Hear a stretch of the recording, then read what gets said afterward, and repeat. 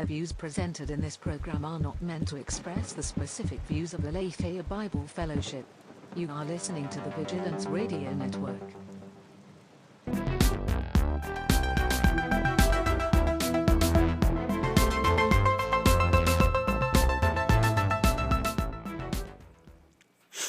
Hello, hello. Welcome back, everyone. Welcome back to the show, to Culture Insanity, our podcast. This is episode number 12, we think. Pretty sure. Episode number 12. Welcome back. Another week, another Saturday. What's on our docket for discussion today is a few things, but like always, we get to what we can get to, and we don't. Which we don't. So what's... Our show notes actually say it's episode 311. Really? Yeah. Oh, well, there you go. So, episode 311. Season 3, episode 11. Yeah. Sorry. So we've got a few things on our dock today. Are you there, Pastor Monty? Can you hear us? I am here. Okay, cool. So we have Jeff Goldblum, the wonderful Jeff Goldblum. The one and only. Has made his way into the headlines. Must go faster. Strangely enough, we just watched Jurassic Park. I guess it was last Saturday. It was last weekend, yeah. Yeah, last Saturday. And then he finds himself in the headlines. But he's sort of had a resurgence anyways. He has that Disney show where he travels the world and stuff. Well, and he's the spokesman for, Rent.com or something like that. Rocket Mortgage? Yeah. Hawk's apartments. Oh, yeah. That's right. And he's also going to be in, I think, Jurassic World 3. And he's just Jeff Goldblum. Yep. He's kind of like Sam Jackson in the way that he's transcended his character to be just himself in the movies. I suppose. I think that Nicolas Cage is more the, if you can call it this, the white Sam Jackson. How he sort of shed his actorness and is just become... Yes, people get Jeff Goldblum for his Jeff Goldblumness. Yeah. He exists in the same realm as, say, Christopher Walken. It's like you want that sort of... No, I agree, Josh. I would think that's closer.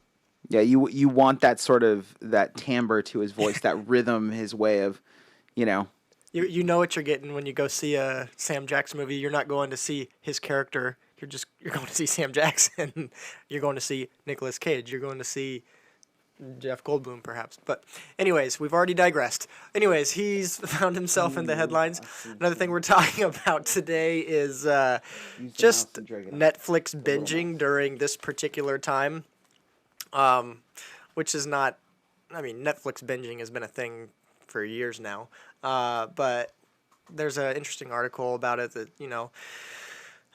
implies certain things or maybe we want to look out for, so we're going to be talking about that. And then praying. For some reason... Celebrity praying. Praying has come up more than once in the news in the last week, and from a couple different polar opposite spheres of influence, which is funny.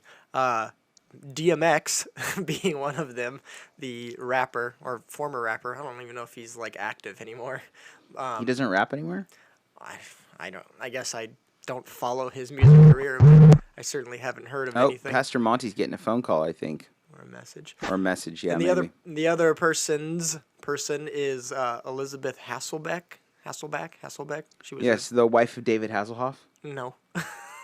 No, she's married to a football player or something, right? Maybe. She used to be a host on The View. Yeah. I think it was The View. And then Meghan McCain, who has come out and sort of slammed her rhetoric of the use of praying during this particular time. So interesting. Yeah, so those are the things we're going to be talking about. So without further ado, we hope you're with us. If you're joining us on Facebook or YouTube or whatever, thanks for being here, and thanks for being here in the future for those of you that will listen in the future. So first up, Jeff Goldblum. So Jeff Goldblum was a guest host. I think he's a guest host. I don't think he's a permanent fixture on this. I don't even know the name of the show. It's like a drag racing show. RuPaul's drag. No, not drag racing. Not drag racing. Yeah, sorry. Drag queen. Drag queen. Drag racing. Yeah, I think it's just called RuPaul's. I think it is called RuPaul's Drag Race, though. because it's like a might be. competition show. Yeah, I it think might that's be. why That might be true. I said that. I knew I wasn't crazy. So he's hosting it? He's like a No. It's one of those shows where there's like a panel of Yes. judges type thing. Drag? No, not in drag. In his He's- he's just Jeff Goldblum. Right. He's hosting. Yes, because he's Jeff Goldblum. Right. He's hosting because he's like super stylish. That's his. Metrosexual, you might call him. Yeah. Although that term is like outdated, but yes. Okay, yeah, he's hip with the style and the culture and the thick rimmed glasses and the beards. He's hetero fabulous. Yeah, hetero, just like you, Pastor Monty. Suns out, guns Oh, out. absolutely. So, anyways, Absolutely. Wow. yeah. So, anyways, he's a guest host or a guest judge on this show, which is this competition show for drag queens and. Joseph Jesse suggests that we have a crossover with RuPaul's Drag Race.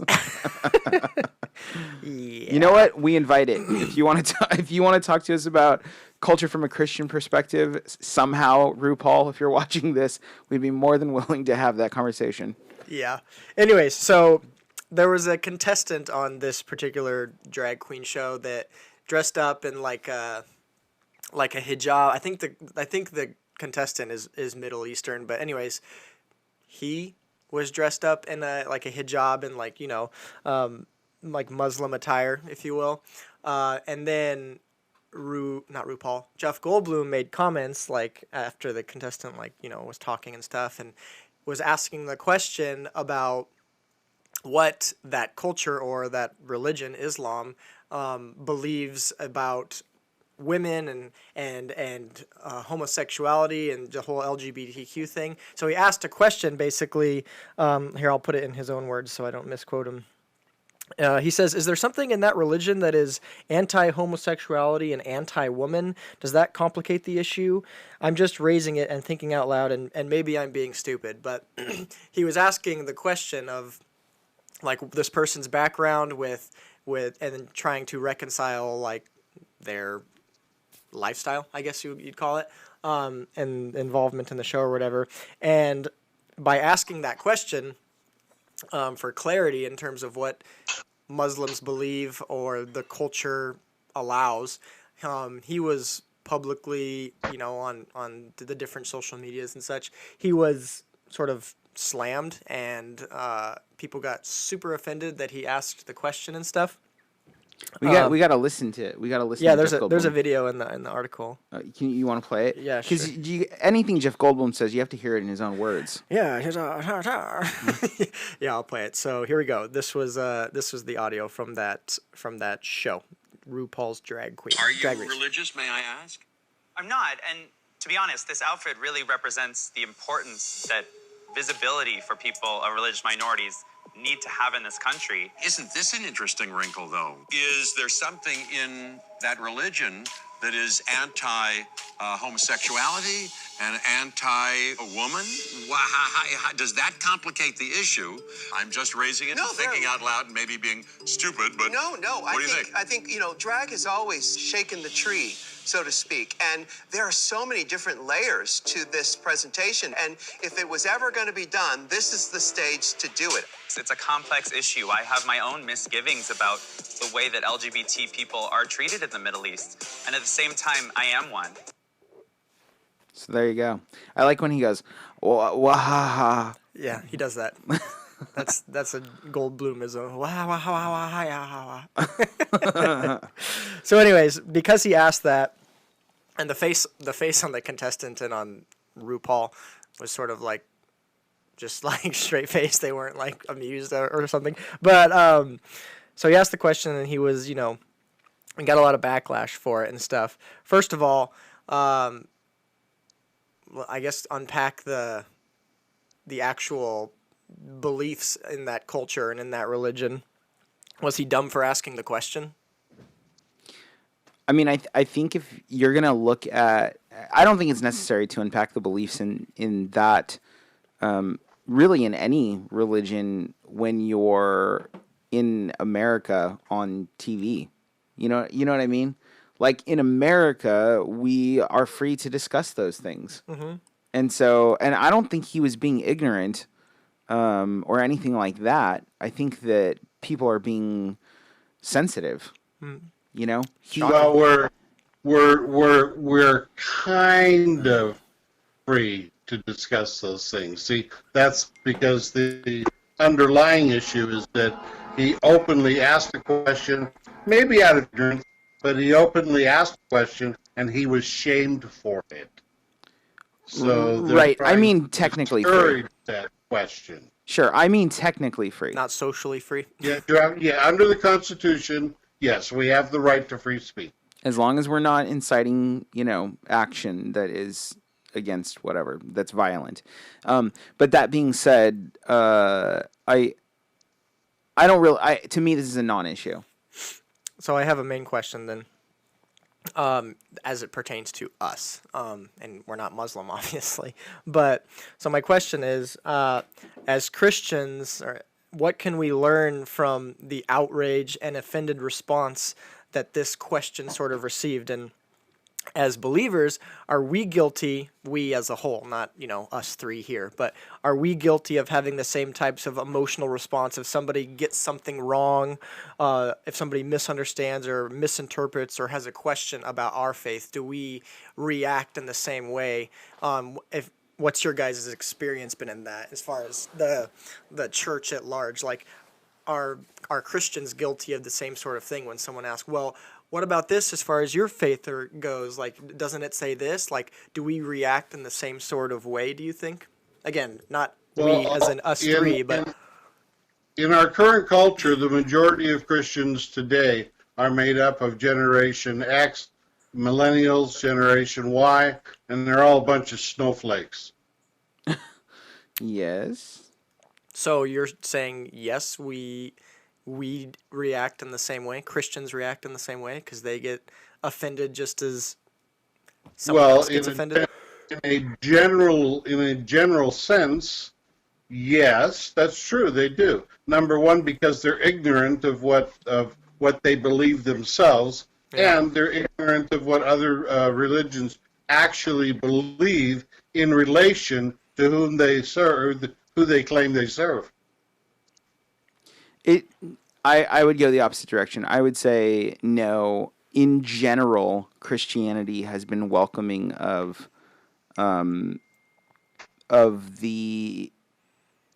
invitation, welcoming and even exploitative of the invitation to discuss the belief. Really? You think like the average person? Like how would the average person react then if, say, you were having a conversation with someone and then they said, well doesn't your God or doesn't the Bible say this? Like, so I think the average person would say, I don't know. Yeah. I don't think his point. Yeah. I don't think the average person would say, how dare you ask me that? Yeah, just immediately go to offended and that's hurt. That's the thing. I don't think the average Christian would say, "How dare you?" And for the record, well, is one better than the other? I don't think that the average American would say, "How dare you?" either. I think that you have a vocal minority. Another one of those situations. Yeah, that you have a vocal minority that likes to. Well, I don't know. It is changing. Wow, what's going off over there? It's me. It's you. My brother's blowing up my phone. Oh, interesting. Yeah. Because he's watching the show, or I doubt it. I don't know. I haven't looked. Anyways, you should call him and tell him, dude, I'm on a show right now. And then ask him what he thinks. So, Jeremy, what do you think about RuPaul's Drag Race and Jeff Goldblum? He'd probably say snowflakes. Yeah, probably. But I think the average person is welcoming of it. I do think that things have changed a lot in society, and I think the next generation will probably have that problem about any and everything. I don't think that it's necessarily connected to religion, though. And yeah, that's my thought on it.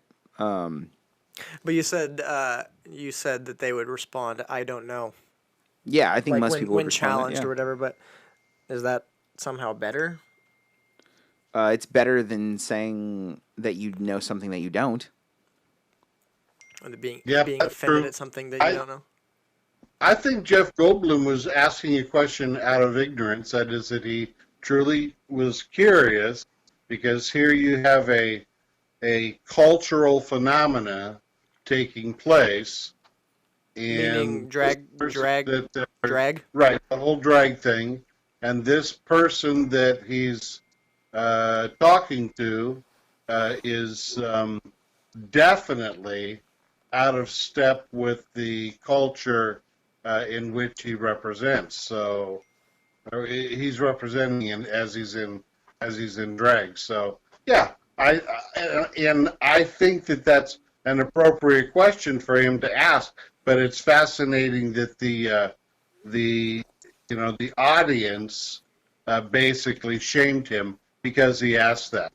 That's ridiculous. I don't think. I mean, yes, I agree with that premise. I don't think it's fascinating that that audience shamed him, though. It's that audience. No, that's where we're at.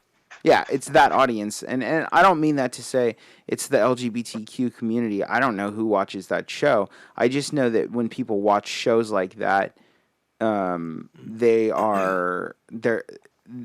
looking for extremes. That's the whole point of those shows, is to put people on display. Yeah. So I find those kind of programs educational. Oh yeah, you watch them? Yeah, you never know what you're gonna you have to keep up on culture. And wait, you watch them? Are you saying you watch RuPaul's Drag Race? What's appropriate for if I'm going to go out and drag? Yeah. Okay. So yes. we still don't know if you watch the Drag Race show. It would be difficult for me to try to imitate drag because I have yet to see anybody dressed in drag that has a full beard. Plus. Unless I was doing like the circus bearded lady type thing or something. Well, that is an interesting point. It's not really a point worth discussing. But it's hard for me to find lipstick that matches the color of my beard correctly. I don't know that that's what anybody who wears lipstick does. That being said, that is ironic that there are women who have hormonal imbalances, that can produce pretty prolific beards, and it's pretty interesting that those people aren't celebrated by the drag community. There is a maybe they are. I just don't know of it. There is a program on cable right now that not the one you're talking about, but there's another program on cable which is basically lifting up the whole, drag fabulous type of thing. Oh, there's all sorts of programs doing that. There's all sorts of programs doing that. I personally think it's a non-issue. Jeff Goldblum is Jeff Goldblum, and he will weather that storm. And even the way that he asked it, he was self-effacing. Yeah. He's maybe just I'm being stupid. Maybe, like you tell me. Like, well, I don't know. Yeah. Here's what I've heard. Yeah. Well, and in the response, I mean, I'm sure that they're going to say that the drag queen was like taken aback by it or whatever, and that's why they didn't immediately like respond negatively. But it's these shows, it's not a live show like what we're doing. It goes into post-production. Nobody thought, oh, that's terrible, and I don't think anybody wants to somehow dox him. Yeah, I don't think that's Let's get Jeff Goldblum and trap him, and then he's gonna say something, and then we can end him. Yeah, like there was some sort of nefarious plan against Jeff Goldblum. Yeah. Anyway, okay, so moving on. So there's an article in USA Today about binge watching. Oh, let me just say about that. About Jeff Goldblum or binge watching? About Jeff Goldblum. Okay. That does speak to the fact that they eat their own. And when I am talking about they, I mean like that. I don't mean the LGBTQ plus community. I mean like in general, like any community that is built upon non-transcendent value. It eats its own. Mm-hmm. So, nobody is safe, even Jeff Goldblum, and that should tell you something. I fully expect that one day, once this show gets its, 1,000 listeners or whatever, they're going to go back and they're going to persecute Pastor Monty for not matching his lipstick to his hair. Mm-hmm. Mm-hmm. Absolutely. And let me just add to what you're saying, Josh, that yes, they all do fall in on themselves, but at least in the drag community, they look fabulous doing it. Okay. Well, and I think that always helpful, and I think that that's like I said, that's anything that's non-transcendent, and I mean that even all the way into quote unquote Christian organizations, Yeah.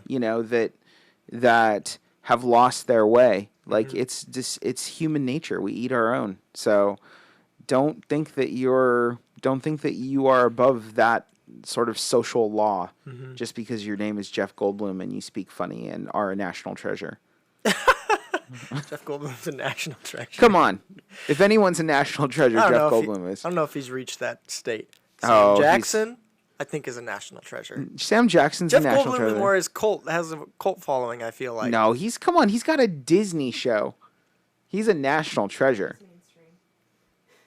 I just realized we didn't open with asking if people talking about Disney reminded of our watch party. Oh yeah. Anyways. Maybe we can talk about our watch party if we have time. Yeah. Okay, so there's an article, maybe Josh can post it, it's in our Google Chats, Josh, on the importance of binge watching now more than ever. And it's an interesting article. Basically, the long and short of it, and I'll read a little excerpt and take some snippets out here and there, but basically saying that binge watching is important now more than ever because of how it can and how we should look to it to help like our mental state during a time of isolation and a time of basically worry and concern and anxiety and whatnot. And so that's obviously a red flag right away for us. But so I'll try to pull out the good snippets from here. I'll read the first couple paragraphs from the article. It says, just a few months ago, screen time was a source of concern. Now that the pandemic has forced many into social isolation, it's a lifeline. For those of us who have the luxury of staying home, screens are now our only bridge to one another. Instead of condemning the screen outright, we now distinguish between good screen time, which stimulates, comforts, and connects us, and bad screen time, in which we stay up late making ourselves miserable and anxious. The same is true for binge watching. People mean a lot of different things by the term. Some soothe themselves to sleep listening to other people's bedtime routines or comforting kitchen sounds on YouTube. And that's a thing. What's it called again? Producer Jasmine, when people watch people cook, it's called... someone just said it the other day. It's got a really funny term or a funny name to it. Some sort of combination between culinary and voyeur. Yeah, it's got a funny word. Voyeur maybe someone can comment on it. colonism. I don't know. Others make a ritual of watching 2 or 3 episodes of a sitcom each night with their partner. And of course, many of the rest of us blew through all of Tiger King in one sitting.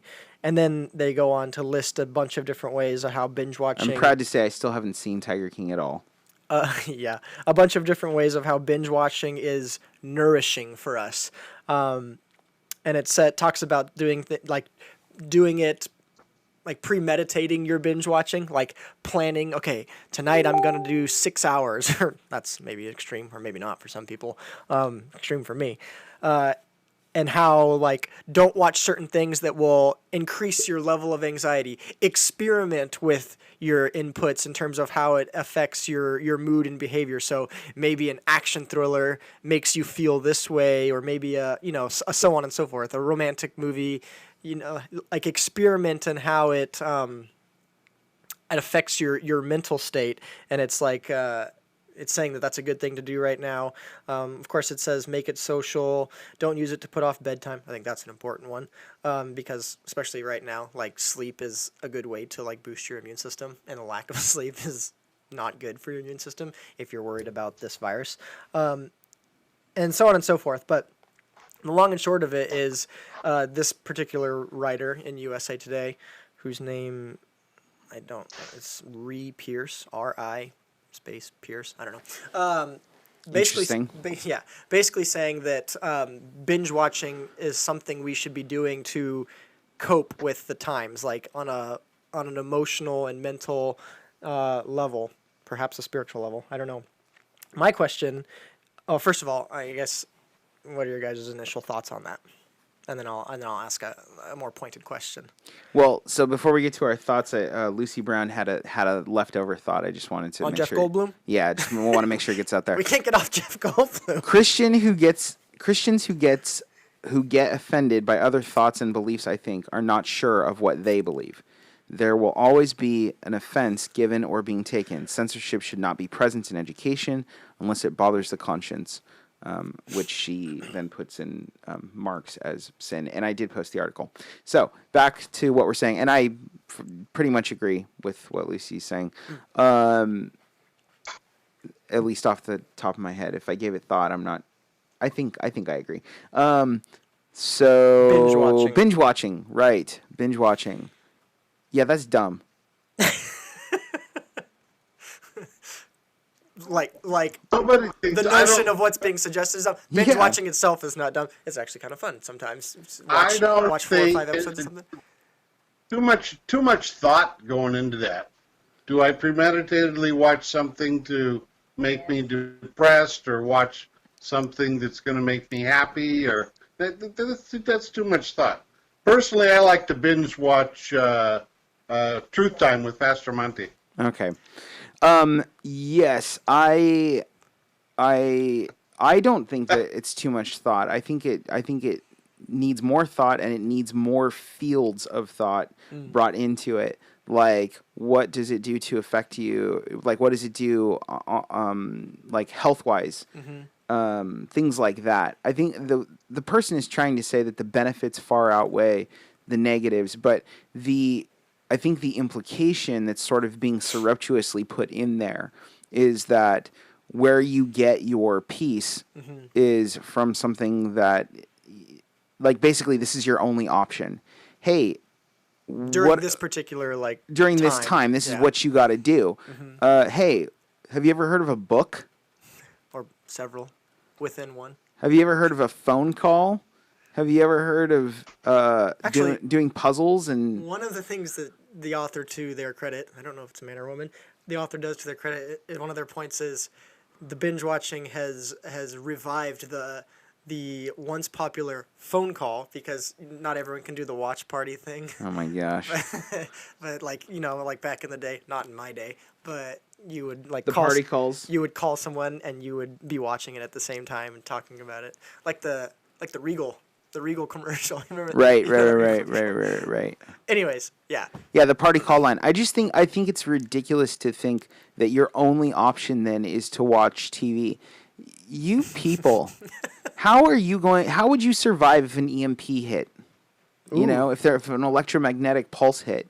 You know that there's more, like, people were not miserable in the past before we had television and before we had internet. And I say this as one who has 8 screens in my office. It's true. And for Josh to be saying this, you should take it for what it is. Because the man is no stranger to technology. I am no stranger. He's a fanboy of technology, and he's always looking at the latest and newest. I am no stranger to the concept of streaming. I try to keep up on everything. Very much indulges technology. I'm a full and early adapter of technology, and that includes all the streaming services, which we pretty much have in our Haven ministry. We have access to all of them. But I'm telling you, those things are meant to be tools for your life. Yeah. And at the point where you're using them to disassociate. And that's exactly what's that's a big term for you out there. Well, and this is sort of a segue into kind of what we were watching the other night too. Sure. Because the author is suggesting that you do it with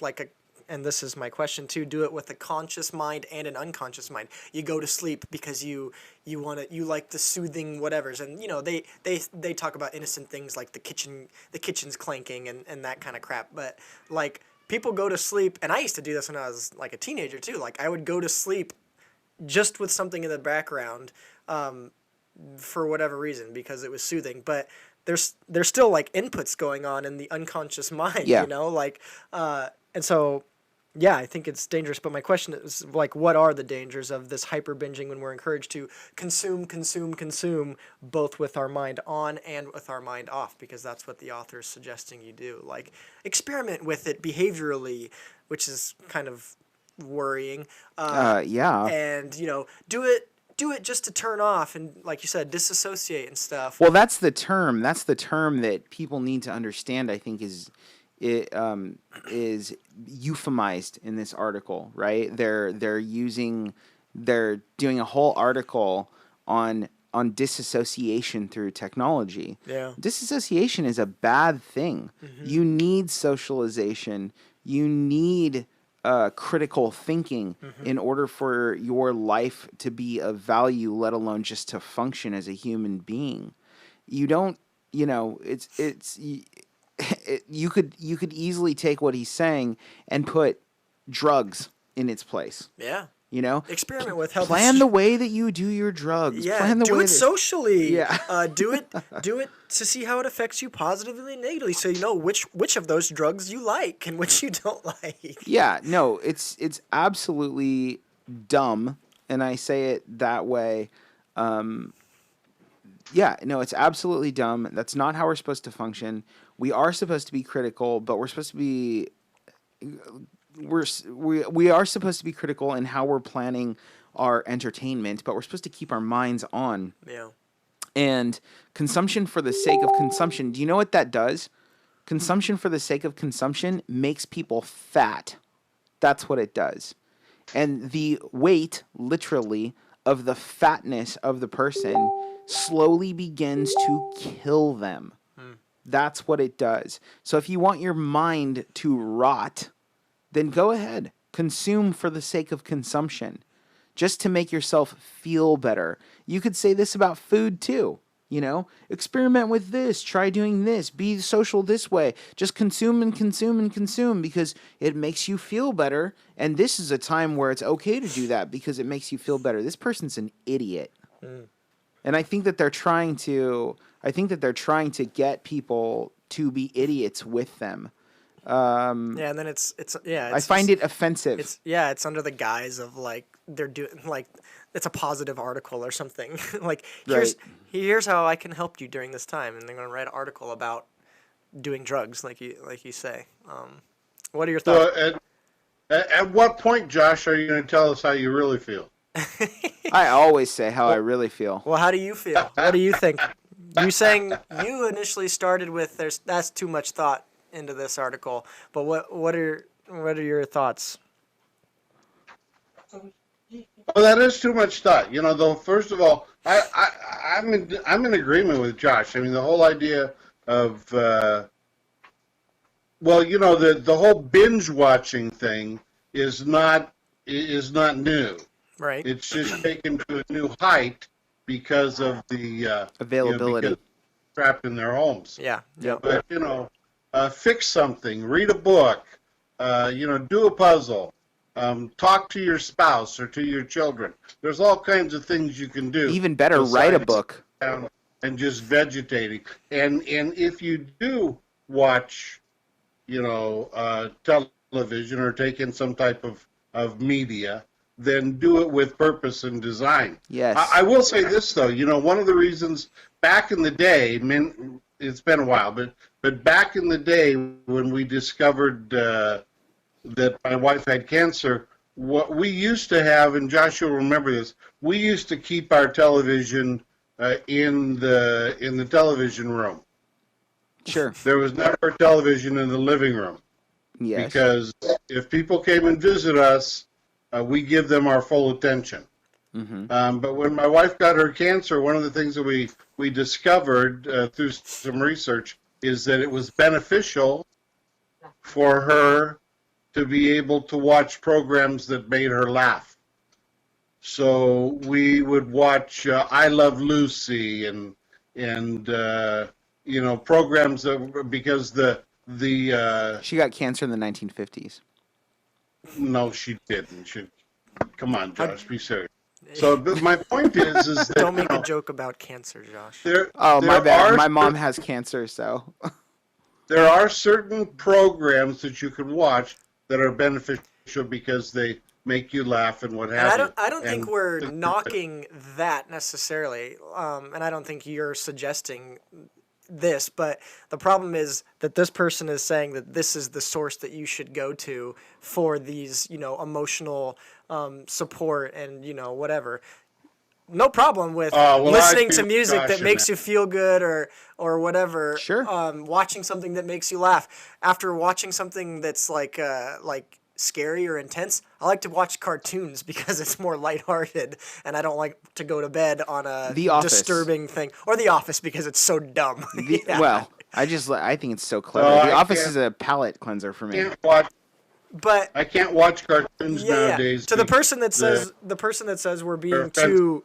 too ridiculous or too because there's a lot of people that would say that we're being too whatever Too over the top. too over the top. Yeah, like we're not saying don't watch things or don't watch things to elicit a certain feeling, especially if like you're going through something particularly sad or intense or whatever. But the suggestion in the article is very much like you need this now more than ever. This is what you should do, and so that's what's the cause. Well, of and concern. it goes into And do it with the unconscious mind as much as with the conscious mind, and that's a red flag. the idea of consumption for consumption is really a call to idolatry. Yeah. It's really what it is. You know, you give your everything to this, you turn off to it, and you just sort of allow it to overtake you and let it be what you do because, you know, there's nothing else that you could possibly do in your life during this time, which I got to tell you is a load of malarkey. Yeah, you heard me say it. Yeah, Malarkey. I agree. I have been That's- more busy. I was busy before this time. I've been more busy during this time than ever. Yeah. Feel that. That there's what we call bovine excrement right there. Is that what I was cutting you off for you to say? Bovine excrement? Yeah. I think disassociation for the sake of disassociation is absolutely a problem. And I worry about it, if I'm being honest. I do worry that society during this time in particular is so bent on entertaining itself, and it's so cut off from its methods of entertainment. And actually, entertainment might not even be the right term, but from soothing itself, right? It's so cut off from its normal methods of soothing itself that it will that and all it has is this medium that it's going to cause an over dependency. That we're really going to get a polarized society where people are over dependent. Like if you ever seen Wall-E? Like this is what Wall-E. Earlier I was thinking like Idiocracy, which is the same Idiocracy, thing. totally great we're, movie. We're like just dumb. We're dumb, like on our Right. couches, and we don't leave our chairs, and our toilet's in our chair, and Yeah. we're fat and just ugly, just Yeah, ugly, yeah. and Ugly as people. Yeah. yeah. I do worry about that, and I worry about teleeducation, like sitting kids in front of screens and stuff. Yeah. Yeah. People should be out and accomplishing things. People should be trying things, not just reading books, writing books, making art, interacting with their neighbors. Like that's the sort of thing that people should be doing now. I get like now Finding ways to be productive instead Yeah. of being Well, defeated, and then now we're learning- going to turn to this. learning about who you are, like what you can do with your mind and your body. I don't disagree that now's a great time to catch up on things. I wish that I could partake in that because I don't have the time to. But what I will say is it reminds me of this show that producer Jasmine and I were watching called Evil on CBS. So if you get a chance, if you have CBS All Access, I think that's the only place you can find it. But if you have CBS All Access, they have like 30-day free type stuff. Then watch everything about Star Trek that you can. But once Wow. you're done with that, then Josh, you're telling us to binge, and then what are we? And then once you're done with that, then you should check out the show called Evil. It stars Michael, the guy from not Michael Sheen. No, Luke Cage. Yeah. I know you're talking about. Yeah, so it's the guy who plays Coulter. Coulter, yeah, Mike Coulter.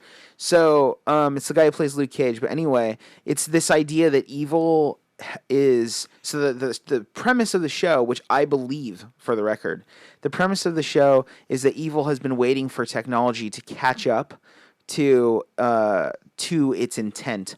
So now that technology has been being worked in all of these various areas, and technology is sort of full, evil is now, and evil was investing basically in the history of technology all the way till now.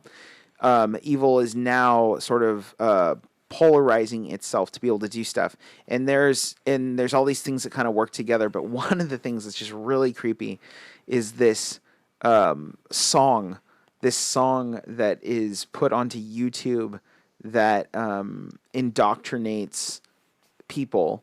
And this song has been it turns into a meme, and then it's been put into like behind the scenes type stuff. Like it's been used as like background music and in all sorts of like web broadcasts and children's stuff. And it is like actually like a satanic incantation or whatever. It's really, really interesting, and it kind of reminds me of this. And that kind of goes back to what we watched on during our watch party too. Yeah. But yeah, I don't know if I don't know who's listening right now, but Pastor, did you watch that thing on your own time by any chance? The Out of Shadows documentary? I did not. I'm familiar with what it's supposed to be about, but I did not have an opportunity to see it. You should check it out. It's on YouTube. I think it's just on. Yeah, it's on YouTube because I think that's what we pulled it from when we did our thing last. no, time. I think we it did was Facebook. But I think it pulls from YouTube. Oh, really? I think that's how. Oh, that'd be cool. I think.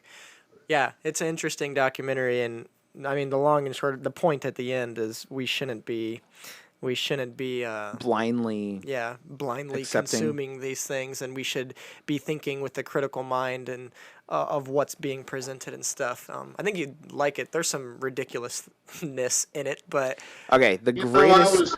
I was ahead of the curve. I was preaching about that stuff 30 years ago. yeah, it's interesting because it's taken from the guy that does it. He was like, or there's multiple guys speaking into it that have been like intimately involved in Hollywood for 20 or 30 years on big and small projects alike, and they're seeing behind the curtain in terms of potential involvement from higher sources and stuff, which is concerning, and people in control of what the mass public is consuming and being indoctrinated with, and all these different things. So it's right up your alley in terms of what you say you've been preaching about 30 years ago. But it's just interesting to see it and hear it from someone within the industry saying the same things.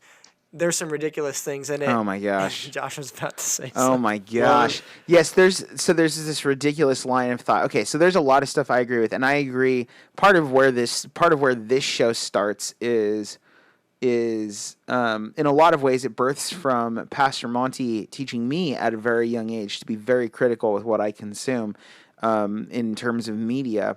And so, that's one of the things that I taught also, and that's one of the things that our church is like really heavy on, is not to prohibit but to direct when it comes to consumption of those things, and to really keep a critical mind on. But man, wow. Okay, so let me tell you one of the strings of thoughts that really made me chuckle.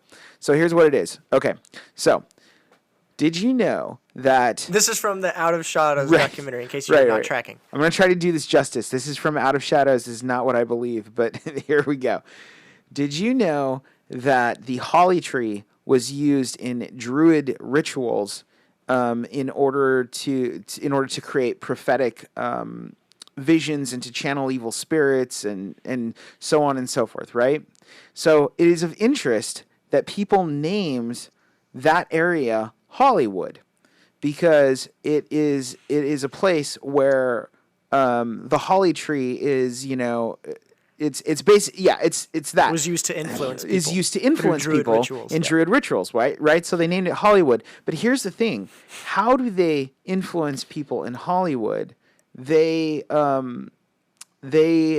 use television, right? And television sounds a lot like tell-a-vision. And when they tell a vision to people, how do they do that? Well, they put it on TV stations where you watch channels, like how you channel in Druid rituals. And when they do that and they use the channels, well, they call that programming, where they are now programming people with the visions that they're channeling using the Druid rituals of holly trees. And I'm just like, that is so asinine. That is absolutely ridiculous. I was worried that the filmmaker of this documentary, that it was at that point that he lost people because he just went down this rabbit hole of, it really is conspiracy theory. It just gives me, it makes my heart smile. In the way that, like, how does the zebra get its stripes sort of way? Yeah. Like when a kid says, oh, the zebra got its stripes because it stood behind it went to jail, and I don't know. It was absolutely ridiculous. Although I do believe that there's lots of conspiracies going on in any institution where there's power. Yeah. And that includes Hollywood. And that's just man being man right there. But come on. I gotta say, if you're a conspiracy theorist, you're in heaven these days. Yes. Oh yeah. There's all kinds of stuff out there Well, that you could, get sidetracked on. The advent of fake news really propelled that into the next stratosphere, because if the news isn't real and we can't trust where we're getting from, then you can't trust anything, and then you write your own stories. Hey, there's this great scene in that movie, I think it's in the opening, where they show all these news broadcasters who are saying the same thing. And they say something like... Yes. My wife was disturbed by that, by the way. Yeah, I love that scene. I think it's great editing. He said the line is, "This is bad for our democracy," or something. Right. It's got it's one of those things where in a thumbnail, all the different news channels are There's bad for our democracy and bad for our democracy, and everyone's in unison, bad for our democracy. Right. and you're like, and everyone's saying the same line. They're all being fed the same thing. We're being fed the same thing. And they feature Channel 2 News. They do that right now. Poor. They do that right now. Well, to Josh's point, if over the last year, if you have looked at the media and you've looked at how they presented all the different things that are going on, the liberal media will state one thing, and they will present a narrative, and then every one of the channels will pick up and they will harp on that one narrative point. Well, and they use the same language. They use the same language, and what I was saying during our watch feed is, duh. That's literally how information travels. That's how we get memes. This is what people do. They use the same language. You change the language, you control the people. And this is what we do in advertising and marketing and news and music and movies and so on and so forth. Certain phrases become part of the cultural zeitgeist. That doesn't mean that there's a conspiracy. It's the nature of language. And it's just really, it's a clever bit of editing. I think it's through the lens also. But I love they feature Channel 2 News. I think why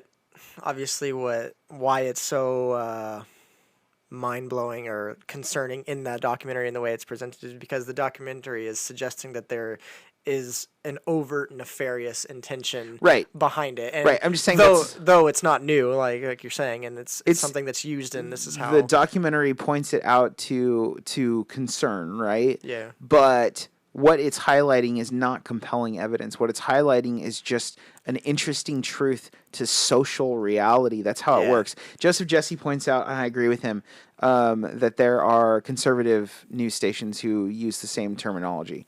So he brings up Sinclair Media Group. I don't know who Sinclair Media Group is because I don't really watch the news. I read articles. But in any case. But yeah, anyways, it was at that moment that I was like, I'm afraid he just lost his audience. Or anyone that was already going into it of... Oh, you had my interest at that point, but then you got my attention. Curiosity, and then you got my attention. Yeah, that's right. But it is an interesting documentary, and the point should be well taken, and the point of this episode predominantly should be well taken. Don't just be mindless and blind and non-critical when it comes to these kinds of things. Like, Oh, there you go. So Sinclair Media Group is the ones who own Channel 2. oh really? Yeah. Because they're featured in the documentary, which I thought was awesome. I was stoked about it because we live in Portland, and it's always nice to get a shout out, even if it's a negative one. After a while, it just becomes mind-boggling with all this stuff. There's just a point where, as far as I'm concerned personally, there's just a point where I become overloaded, and I say, you know what? I just want to watch a mindless movie like a good Steven Seagal kick-butt movie. Well, let me ask you this question. So, and maybe you're just being sloppy in the way you're wording it, because when I was a child, you would have railed against me if I said something like that. So, but let me ask you this question. These are movies that you've already seen? Yes, but my work is done. Okay. These are movies that you've already seen? Well, like a classic, like Under Siege or something? Steven Seagal isn't exactly he selling still out movie theaters. He still makes He's not exactly direct-to-video. in his freaking heyday. He still makes direct-to-video movies all the time. Yeah, see, I'm with Adam. I watch him in his heyday. Some of the newer stuff that he's Okay, done. so you're saying these are movies you've already seen? Yeah. So you're not mindless in watching it because you've already dissected the material. For the record, I don't know that there's a ton that you can dissect from a Steven Seagal movie, other than we shouldn't, as Christians, go around breaking people's elbows inside out and other joints and things like that. Well, when you go back and you watch like a Steven Seagal movie, what you're really looking for is, see, now that you've seen it, you're really going back and you're looking for the finer points.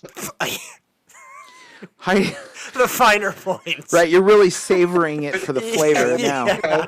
With the sophisticated palate, now you're really dissecting the flavors.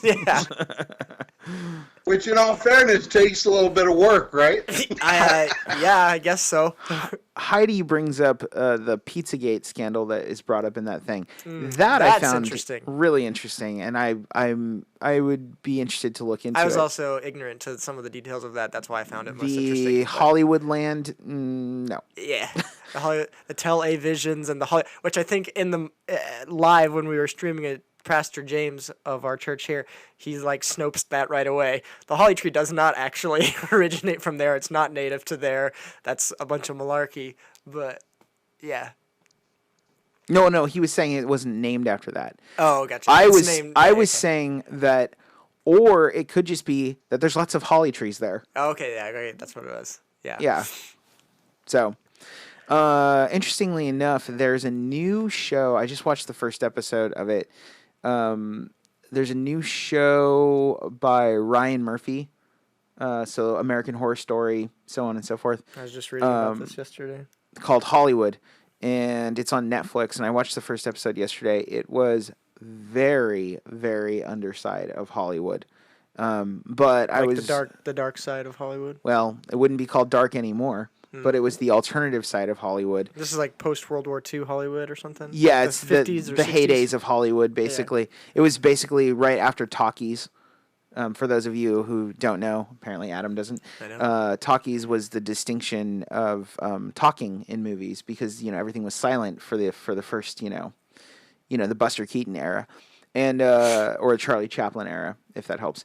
But right, exactly. My favorite era. Yeah, silent movies. Right, but it was Organ Grinder. What if a Steven Seagal movie was a silent movie? It might be better. Everything good about Under Siege, you don't have to have dialogue to have. Although the sound of a broken bone really adds to it, huh, Pastor? That arm snapping in a way it shouldn't. There's something to it. Wow, on Deadly Ground, Steven Seagal directed. Joe wants us to know. There are definitely lines in the movie which are truly great. So anyway, this I'm prepared for. Like where it says, "Now this I'm trained for." Yeah. And nobody beats me in my kitchen. He says that. Pastor Monty says that because he was a Navy cook. He's biased. Right. In any case, I was just going to say, if you want to get what seems to be a pretty accurate picture of what the underside of Hollywood looked like, then you can sort of brave Ryan Murphy's depiction of Hollywood. I'll warn you right now that it is heavily, we'll just call it sin-based. There's lots of nudity, and it's like LGBTQ, all sorts of stuff. What's it stream on? It's Netflix. Oh. So it's interesting, but apparently a lot of it's based on a true story about a gas station that would service people while servicing people. Like Cole Porter shows up in it. Those of you who don't know, Cole Porter wrote like a bunch of our classic American standards, but he was also out, essentially, though not out. It was weird. There's a movie about that called Da Lovely that's da boring. Nice. But in any case, Well, everybody knew. But I mean, back then you couldn't be out, but everybody knew that Cole Porter was gay. well, and that's my point. That's my point. Is in Hollywood, they created a whole dichotomy of society, and so this kind of focuses on that sort of thing. It's pretty interesting. I don't know if I'll keep watching it. It's only 8 episodes long, but it is pretty interesting. Ryan Murphy's a hit or miss for me. So he's But- just American Horror Story? I don't know. He doesn't do anything else? He does a lot of things like Glee. Oh, okay. He's actually kind of a prolific TV producer. Gotcha. Let's see. But to bring us back to where we need to be, I don't know how much time we have left. Yeah, we should wrap up with probably this thought. But, okay. Well, I was going to say, to bring us back to where we need to be, speaking of Steven Seagal, one of his later theatrical releases, because everything now is direct-to-video, was with DMX. Oh. Just, Cradle to the Grave? I think it was Cradle to the Grave. Cradle to the Or was Grave. that Jet Li? Because he was in another... Cradle to the Grave, I think. Because he was in another movie with Ja Rule. Ja Rule. Which was the one with the prison. Yeah, and there's a helicopter that crashes into the top of the prison. Yeah, and that's I mean, their I escape. think I don't watch them, you know. Those are cool movies. I'm just kidding. I love Steven Seagal movies. Well, we were going to segue... Exit wounds. There you go. Exit wounds? That's what Joe says. Exit wounds. Exit wounds. And Heidi just wants to bring attention to the documentary that we watched. She wants to give a shout out to those eyebrows. Oh, yeah. The guy that... This Satanist guy, he has these just wicked eyebrows. They are wicked. They're in the shape of horns. Yeah. Because he's a Satanist, and he maintains them. Because, that's what the Bible says, the devil had wicked eyebrows. All right, we should Anyway. wrap it up. We were going to talk about our dog. I don't know if you can hear him. We were going to talk about praying because it's come up. DMX has brought it up. He hosted like a live Instagram, I think it was, like he did a live Bible study on Instagram or something like that, which Joe Jesse just called Exit Wounds the second most entertaining movie ever, right behind Raiders of the Lost Ark. is that a slam on Raiders of the Lost Ark? No, I don't get it. I can't imagine. He's joking about Exit Wounds. Oh. I would have to assume, it is Joe. entertaining, for the record. To say it's not entertaining, but Anyway, all right. Continue what you're saying. I don't know what I was saying, but there's been some backlash in terms of the significance of prayer. And on one side, you have an unlikely source promoting prayer and, leaning into God's will during an uncertain time and stuff like that, from DMX, of all people. And then on the other side, as I mentioned at the top of the show, Elizabeth Hasselbeck was, being public on her social medias and stuff, talking about the importance of prayer and stuff during this time. And then Meghan McCain was saying that she's disturbed by, in reference to Hasselbeck, she's disturbed by the rhetoric someone like her is using. I think specifically referring to the call for people to be praying and being in submission to God's will and leaning into His Word and stuff. So, I don't know. Why is McCain taking an issue? Isn't she Conservative? Is she I don't know. conservative? Maybe. Yeah, I don't know. She's the daughter of John McCain. Is Yeah. that right? Yes. Yeah, she's the daughter of John McCain. She's kind of she's an interesting character though, because she vacillates between what would be considered liberal and what would be considered conservative, and sometimes she's kind of all over the board.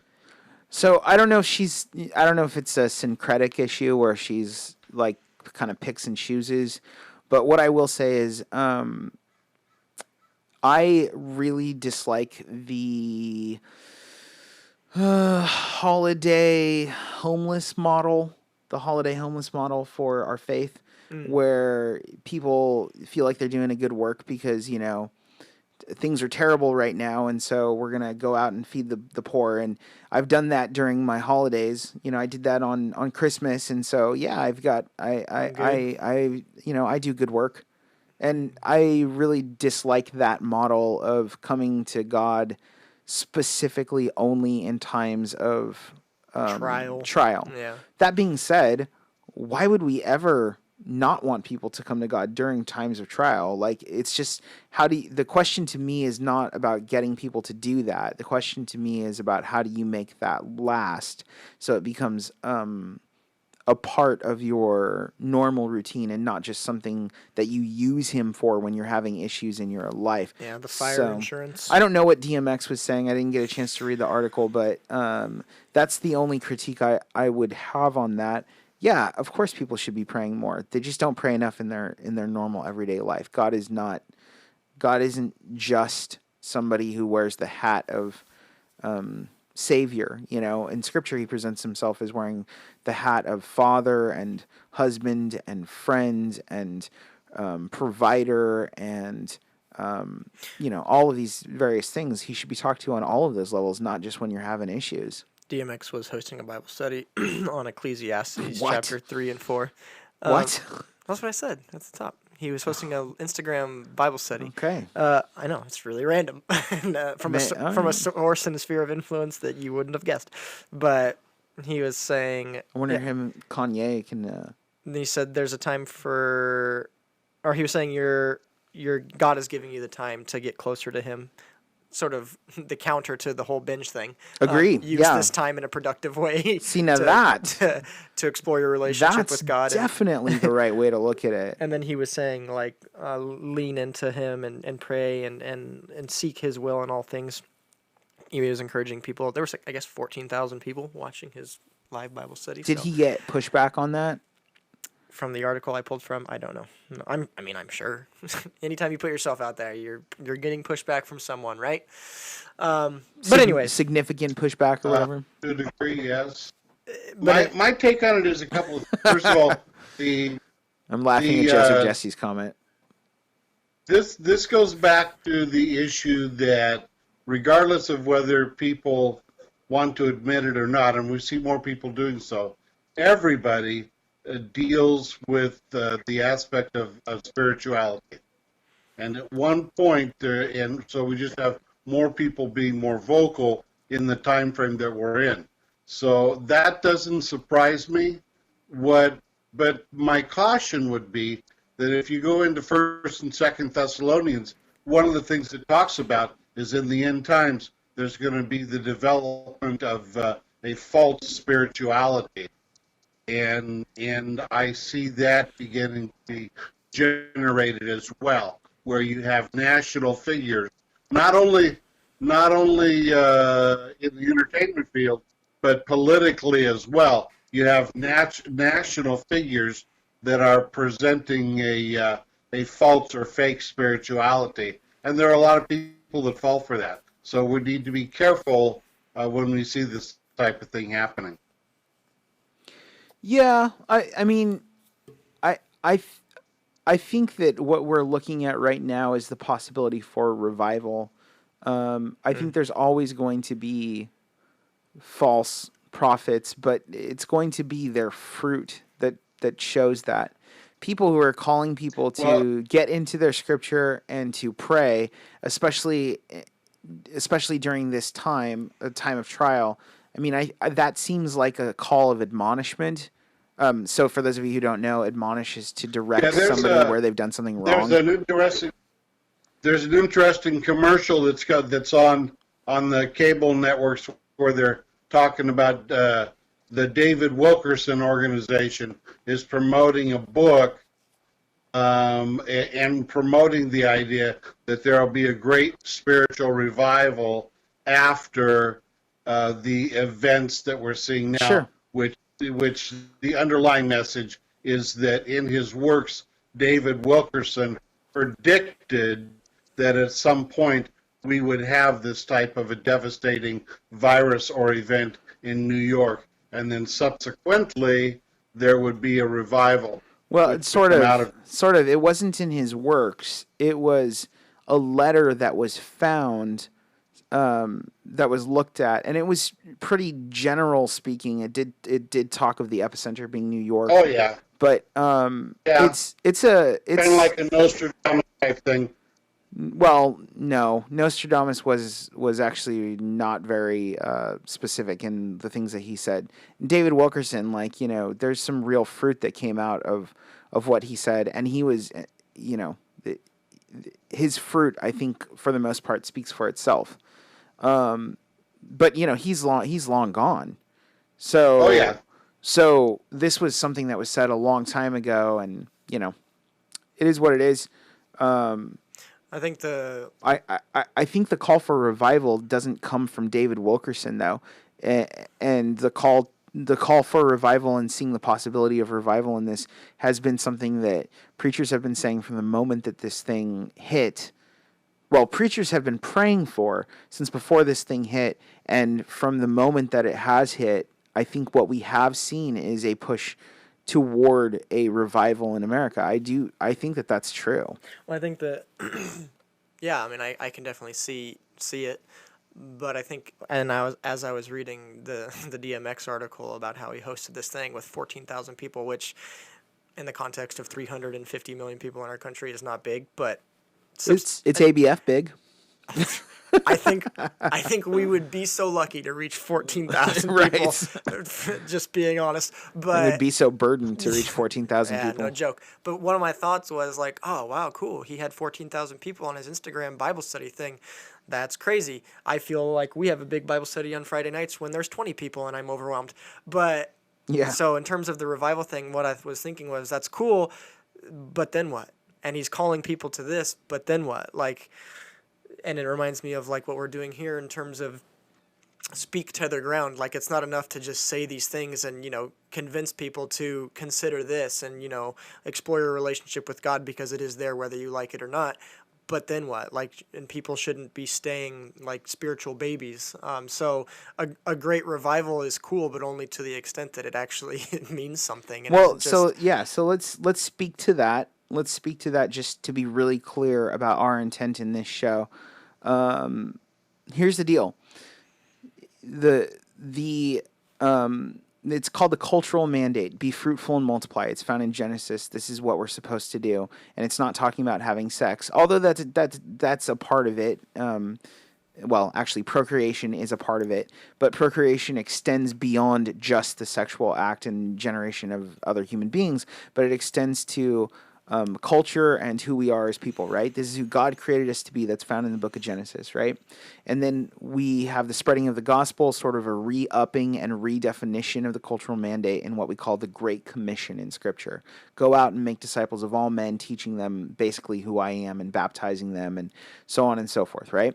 So this is what is given to us as Christians. And I think a lot of Christians don't really understand that there is to be a procreation in their development as people. So when Adam throws out this quick terminology, speak to their ground, that's something that we in ABF, and here in Portland, Oregon, our church, Aletheia Bible Fellowship, that's something that we have as part of our practice, is that we speak about who God is, and then we tether people to three specific things: the local body, sound doctrine, and the truth of Scripture, and then we ground them to that so that they can then grow out from that and accomplish the Great Commission and the cultural mandate.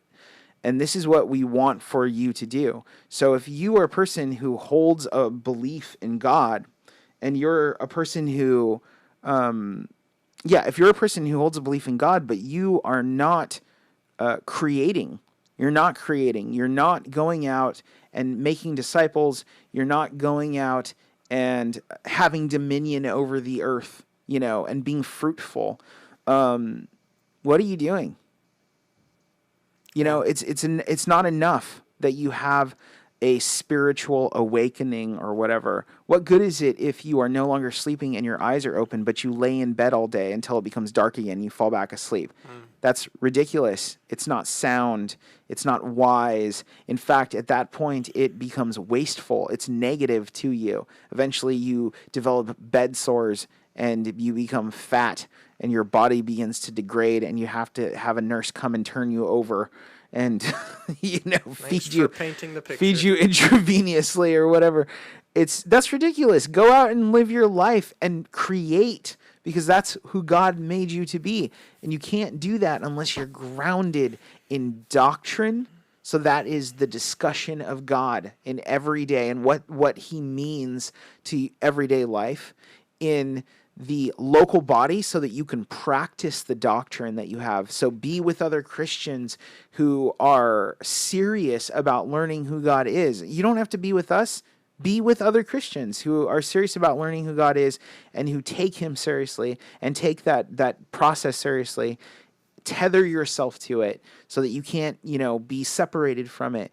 And then ground yourself, root yourself into the ground of those things, of scripture where you learn about how you should be, of doctrine where you discuss how you should be, and the local body where you live out how you should be. And when you do that, you will explode in terms of your productivity in life and your behavior. It will become righteous before God and your outlook will become joyful. And if you're having issues where you are having issues of where you feel that you need to disassociate and binge watch, for instance, in order to get through your day, you can't interact with your family, you're secretly depressed and now you can't hide it because everybody sees you all the time, because your family is like locked in a room with you. You have a terrible relationship with your wife and kids because you've been so busy making money that you haven't, and providing, that you haven't taken the time to really know who they are. You want to fix that? This is how you fix that. Mm-hmm. All right, I'm off of it. See you next Saturday, guys. But yeah, no, I was gonna bring it back to, have your life have meaning. Don't just binge watch for the sake of binge watching. Like, be productive and all the things we were talking about earlier. Like, be creative. Like, now's the time to figure out how you can be for God. And let me just tell you something. This isn't a show to us. This is ministry, right? So we have a channel that you can reach out to us. A lot of you know us. Apparently we have a decent following in Nigeria. We reach out to us. We're not just a channel where we're putting on a show for our own sake. We were doing this before COVID, and we'll be doing it after. Maybe not every week, but we'll be doing it after. Reach out to us because we want to help you with that. We want to get you grounded in a local church body that has sound doctrine, that has a right understanding of the Word of God. Don't let that admonishment just fall on your ears, and make you guilty. Yeah, feel bad about yourself. Do something. Yeah. All right. In all seriousness, thank you guys. Thanks for being here in episode 11. And we'll see you next Saturday. Adios. See ya. The views presented in this program are not meant to express the specific views of the Aletheia Bible Fellowship. You are listening to the Vigilance Radio